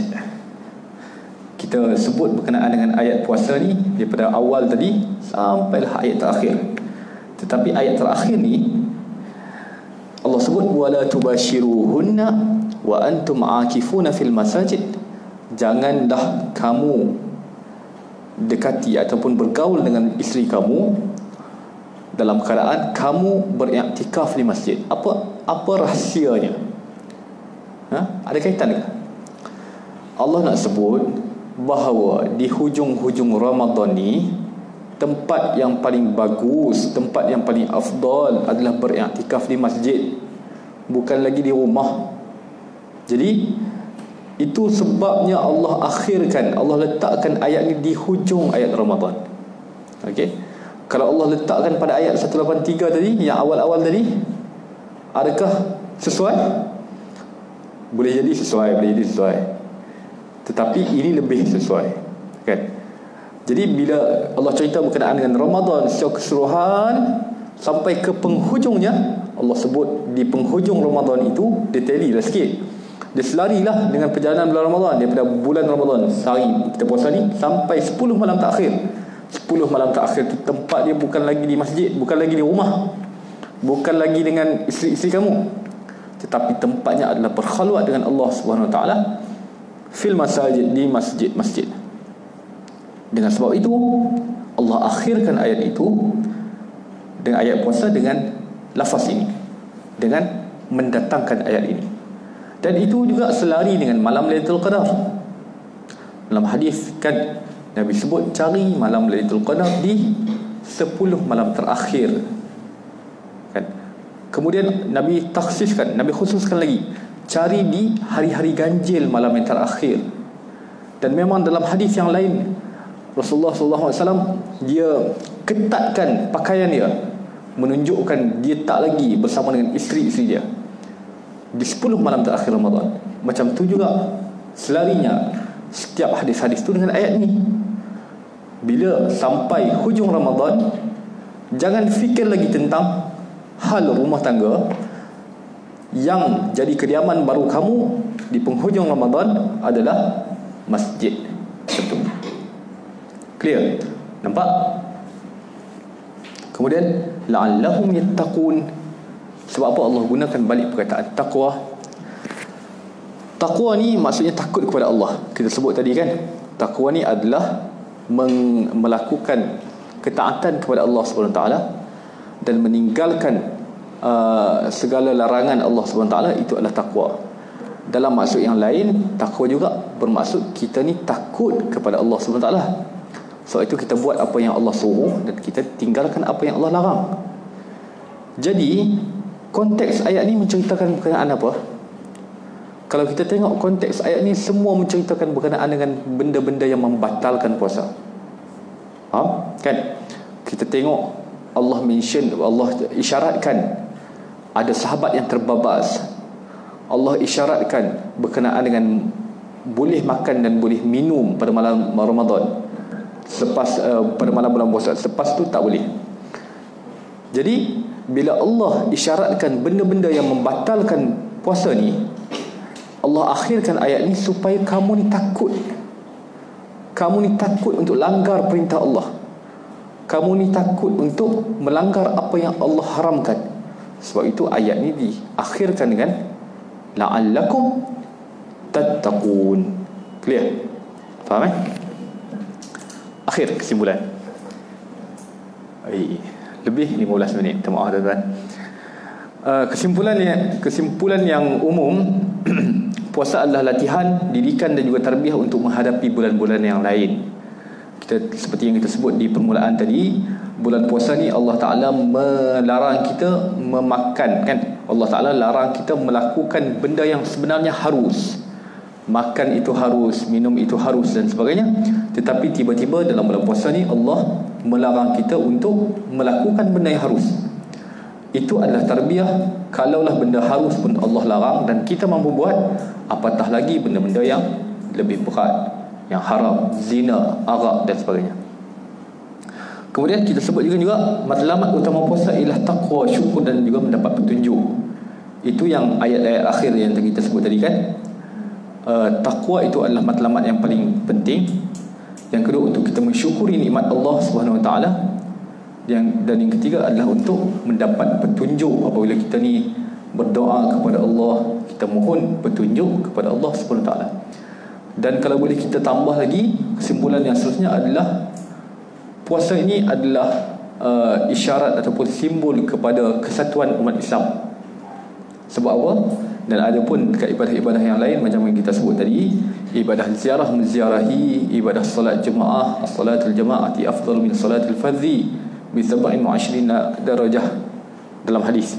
Solat jemaah itu lebih baik 27 kali ganda daripada solat bersendirian. Itu adalah kelebihan. Semuanya mengisyaratkan tentang kesatuan umat. Haji, puasa, semuanya mengisyaratkan kepada kesatuan umat, hidup bermasyarakat, apa lagi, macam-macam lah. Ruh jemaah tu yang kita masukkan.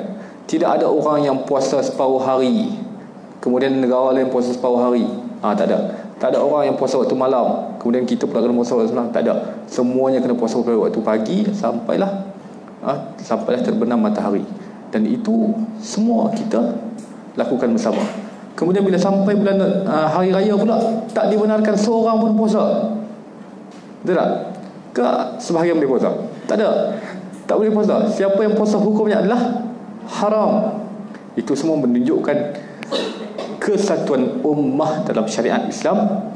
Dan saya ingat itu yang terakhir daripada saya. Saya mohon maaf lewat 15 minit. Wallahu subhanahu wa ta'ala alam. Kalau ada soalan. Kalau macam jadi selepas habis bulan puasa ni, macam apa yang kita boleh jadikan macam penanda aras bahawa kita ni dah keluar bulan puasa ni, kita dah bulan orang takwa. Macam ni, takwa ni kita sendiri yang tahu apa intisari kita. So itu Nabi SAW bila sebut berkenaan dengan takwa, Nabi kata apa? At-taqwa hahuna. Takwa ni di hati kita, jiwa kita. Jadi adakah kita ni solat contohlah, kan? Solat untuk tunjuk kepada orang, ataupun kita puasa buat ibadat yang lain untuk tunjuk kepada orang? Kita sendiri yang tahu apa intisari ataupun intipati dalam diri kita. Jadi ukuran yang sebenar bagi takwa ni sebenarnya kita sendirilah. Tapi kalau benda yang jelas-jelas, lepas bulan Ramadan lagi, lepas bulan Ramadan pun main bola pakai seluar pendek lagi, letih hari ni. Jadi secara rahsianya kita sendiri yang lebih tahu ukur jiwa kita, ukur badan kita. Dan itulah yang lebih dekat. Bila bulan Ramadan ni kita lebih beramal kebaikan, secara zahirnya itu lebih dekat kepada Allah, lebih bertakwa kepada Allah. Bila bulan Ramadan ni makin banyak ketaatan yang kita buat, secara zahirnya itu adalah lebih dekat, lebih bertakwa. Tapi ingat, benda tu semua adalah kita sendiri. Sebab itu dalam hadis Nabi SAW sebut, ada yang masuk neraka itu di kalangan qurra. Qurra ni maksudnya di kalangan qari. Di kalangan qari, orang yang baca Quran. Sebab apa? Sebab mereka baca Quran bukannya untuk dekat kepada Allah, tetapi mereka baca Quran untuk memperdengarkan suara daripada merdu, untuk memperdengarkan kepada manusia. Itu hadis yang masyhur. Jadi takwa, isu takut kepada Allah, isu takwa, isu apa semua ni, semuanya kita sendiri yang pandai menilai diri kita sendiri. Orang lain tak pandai menilai. Wallahu a'lam. Ada lagi? Ustaz, matlamat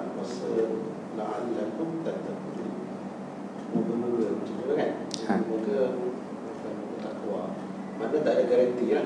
Tak. Puasa ni tak ada garanti nak jadi takwa tu. Macam ni. Kecuali kita usaha penuh macam mana. Macam ni. La'alla dalam bahasa Arab maksudnya moga-moga, semoga-moga. Tetapi bila Allah sebut, itu maksudnya garanti. Tetapi bila benda tu disebut, dinisbahkan kepada manusia, dia jadi kontradik sebalik. Faham tak? Bila Allah sebut la'allakum tattaqun, Allah nak confirmkan bila kamu puasa betul-betul, garanti kamu akan dapat takwa. Itu garanti daripada Allah. Tapi bila kita sebagai makhluk, sebagai manusia, kita yang melakukan benda tu. Jadi kalau kita betul-betul melakukan benda tu dengan sebaiknya, berpuasa dengan sebaiknya, kita boleh dapat jaminan daripada Allah bahawa kita ni garanti akan dapat takwa. Tapi kalau kita lakukan main-main, itu diri kita lah. Jadi garanti tu berdasarkan apa yang kita lakukan. Dengan syarat. Dengan syarat. Ada syaratnya. Macam sama juga macam doa. Allah kata Allah akan mustajabkan doa. Tapi ada syarat. Idza da'ani, kalau kamu berdoa kepada aku. Macam tu juga dengan takwa. Boleh dapat takwa, garanti akan dapat takwa. Tapi mesti lakukan puasa itu betul-betul. Bukan tahan lapar saja. Bukan balik macam kita sebut dia. Hamka kata apa? Lama sebab saya banyak baca buku buku bahasa Melayu ni. Saya ingat buku Indonesia kalau bahasa Melayu, buku Indonesia banyak lagi saya baca bahasa Melayu. Hamka sebut kalau hidup sekadar hidup, babi di hutan juga hidup. Kalau puasa sekadar puasa, orang lain ibadat agama lain pun berpuasa juga. Wallahu a'lam. Jawab, harap jawab. Ada lagi? Tak ada. Kalau tak ada, saya ucapkan selamat berpuasa. Nak ucap selamat berpuasa jauh lagi. Selamat berpuasa, selamat menyambut bulan Ramadan. Terima kasih di atas fokus yang tuan-tuan fokus. Dan habis masa pun, lebih masa pun. Assalamualaikum warahmatullahi taala wabarakatuh.